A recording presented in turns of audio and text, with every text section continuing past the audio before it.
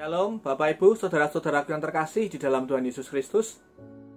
Kita bersyukur kembali hari ini kita mau belajar firman Tuhan yang terambil di dalam Kisah Para Rasul pasal yang ke-18 ayat yang pertama sampai yang ke-17. Paulus di Korintus. Ya, saya percaya bahwa setiap pribadi kita pasti pernah mengalami yang namanya suatu perjalanan. Dan perjalanan itu berpindah-pindah tempat, ya. Kalau Paulus ini kita tahu dia pernah ada di Athena, ya, dia pernah ada di Efesus, dia ada di Roma. Ada banyak sekali perjalanan yang dilakukan oleh Paulus. Dan saya percaya bahwa setiap perjalanan itu pasti punya maksud. Demikian juga dengan kehidupan kita. Ketika kita melakukan suatu perjalanan, Tuhan pasti punya maksud. Dan bukan suatu kebetulan ketika Paulus harus ada di Korintus, Paulus harus ada di Athena, dia harus ada di Efesus, dia ada di Korintus. Dimanapun dia berada, Tuhan punya maksud untuk kehidupan Paulus. Dan saat ini juga Paulus ada di Korintus. Ya, kita mau belajar bersama-sama ayat yang pertama. Kemudian Paulus meninggalkan Athena, lalu pergi ke Korintus. Di Korintus ia berjumpa dengan seorang Yahudi bernama Aquila yang berasal dari Pontus. Ia baru datang dari Italia dengan Priscilla istrinya, karena Kaisar Claudius telah memerintahkan supaya semua orang Yahudi meninggalkan Roma. Paulus singgah ke rumah mereka. Jadi perjumpaan Paulus dengan Aquila dan Priscilla, saya percaya bahwa Tuhan sudah mengatur semuanya. Mungkin saudara seperti Aquila dan Priscilla, engkau harus meninggalkan daerah nyamanmu. Engkau harus pergi dari tempat di mana engkau sudah merasa enak, pekerjaanmu sudah baik, ya, lingkunganmu sudah baik, komunitasmu sudah baik, teman-temanmu sudah baik, dan engkau harus pergi dari tempat itu. Dan awalnya saya lihat bahwa Aquila dan Priscilla ini pasti merasa kehilangan suatu tempat yang dia sudah tinggal lama, tapi dia harus pergi. Ya, sekali lagi Tuhan punya maksud bahwa mereka harus meninggalkan Italia untuk mereka kembali ke tempat kediamannya, ke Korintus. Dan di sanalah Tuhan pertemukan mereka dengan Paulus. Ya, jadi ketika kau harus pergi ke suatu tempat, percayalah Tuhan punya maksud, dan kau harus temukan maksud itu. Ya, saya bayangkan kalau Aquila dan Priscilla ini nggak ketemu dengan Paulus, apa yang terjadi dengan kehidupan mereka? Dan justru di sini ketika Aquila dan Priscilla bertemu, mereka menjadi rekan dengan Paulus dalam perjuangan, dalam memberitakan firman. Mereka menjadi satu tim. Jadi cara kerja Tuhan itu luar biasa. Ya, dia menemukan Paulus dengan Aquila dan Priscilla, dia membuat satu tim yang di luar pikiran. Saya bayangkan kalau Paulus pergi di Korintus, dia bertemu dengan siapa? Dia seorang diri loh, saudara. Jika kau harus memberitakan firman Tuhan, mungkin kau sendirian. Kau nggak tahu harus ketemu siapa di suatu daerah, bahkan di suatu pulau, di suatu kota. Harus ketemu dengan siapa? Tapi sekali lagi kalau Tuhan yang suruh, maka ya sesuatu hal yang baik akan terjadi. Ya, di luar pikiran kita manusia kita nggak bisa bayangkan. Tapi sekali lagi perjumpaan ilahi, ya itu terjadi. Ya, kehendak Tuhan terjadi. Ya, saya lanjutkan dengan cepat. Nah, dan karena mereka melaksanakan pekerjaan yang sama, ia tinggal bersama-sama dengan mereka. Mereka bekerja bersama-sama karena mereka sama-sama tukang kemah. Dan setiap hari Sabat, Paulus berbicara dalam rumah ibadat dan berusaha meyakinkan orang-orang Yahudi dan orang-orang Yunani. Jadi mereka itu punya pekerjaan yang sama, ya, sama-sama sebagai tukang kemah. Jadi profesi mereka ini juga bukan suatu kebetulan kalau Paulus adalah seorang tukang kemah, Aquila dan Priscilla juga adalah seorang tukang kemah.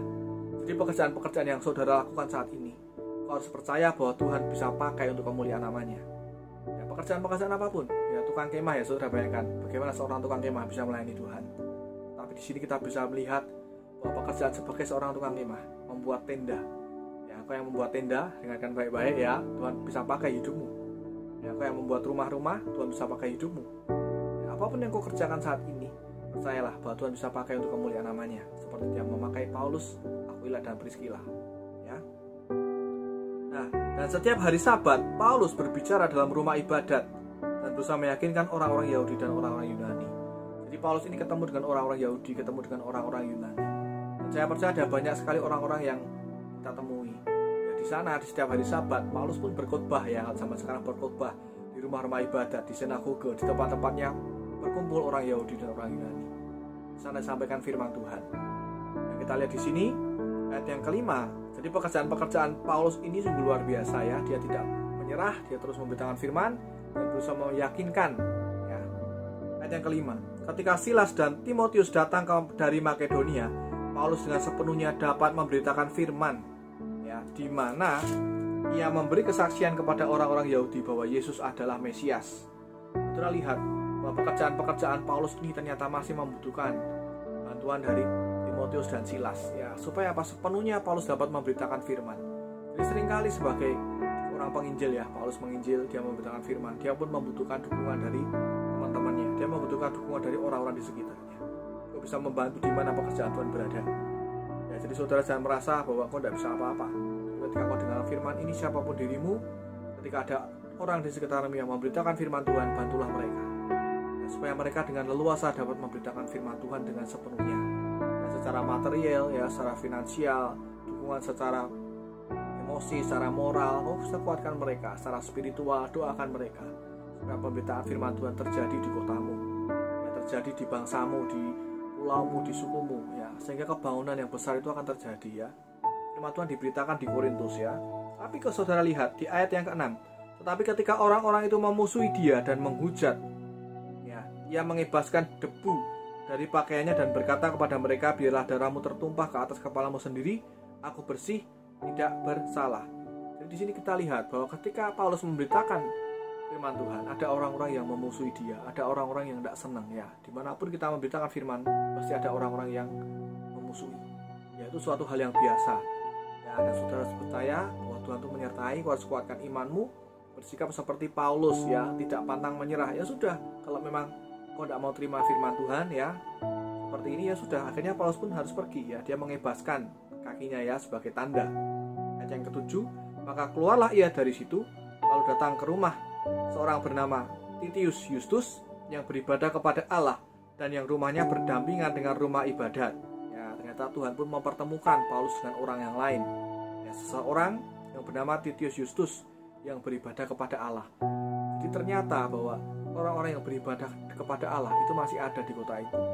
Ya, jadi Paulus tidak sendiri, sekalipun dia harus pergi dari satu tempat, tapi dia ketemu dengan orang yang beribadah kepada Allah, ya, ada orang yang lain lagi, dan di sampingnya ada rumah ibadat. Dan ayat ke-8, tetapi Krispus, kepala rumah ibadat itu menjadi percaya kepada Tuhan bersama-sama dengan seisi rumahnya, dan banyak dari orang-orang Korintus yang mendengarkan pemberitaan Paulus menjadi percaya dan memberi diri mereka dibaptis. Ya, puji Tuhan bahwa pemberitaan Paulus membuahkan hasil, ya, ada hasil-hasil dari pemberitaan firman Tuhan. Ya, ada orang-orang yang percaya dan bertobat, ya. Krispus, kepala rumah ibadat, menjadi percaya bersama dengan orang-orang seisi rumahnya. Nah, banyak dari orang-orang di Korintus yang menjadi percaya. Jadi setiap kali kau memberitakan firman Tuhan itu pasti ada hasilnya, ya. Cepat atau lambat, ya, jangan pernah kau menyerah. Kalau kau adalah seorang penginjil ataupun kau adalah orang yang menyampaikan firman Tuhan di lingkungan komunitasmu, di sekolah, ya, di pekerjaanmu, dimanapun ketika kau sampaikan firman Tuhan, percayalah bahwa benih itu tidak akan sia-sia, ya. Benih itu akan berbuah pada waktunya, ya. Kemudian kita lihat di ayat yang ke-9, pada suatu malam berfirmanlah Tuhan kepada Paulus di dalam suatu penglihatan, apa? Jangan takut, teruslah memberitakan firman dan jangan diam, sebab aku menyertai engkau dan tidak ada seorang pun yang akan menjamah dan menganiaya engkau, sebab banyak umatku di kota ini. Kita lihat bahwa Tuhan meneguhkan, menguatkan Paulus supaya jangan berhenti, ya, jangan menyerah untuk memberitakan firman Tuhan, sebab aku menyertai engkau, ya, kau tidak perlu takut.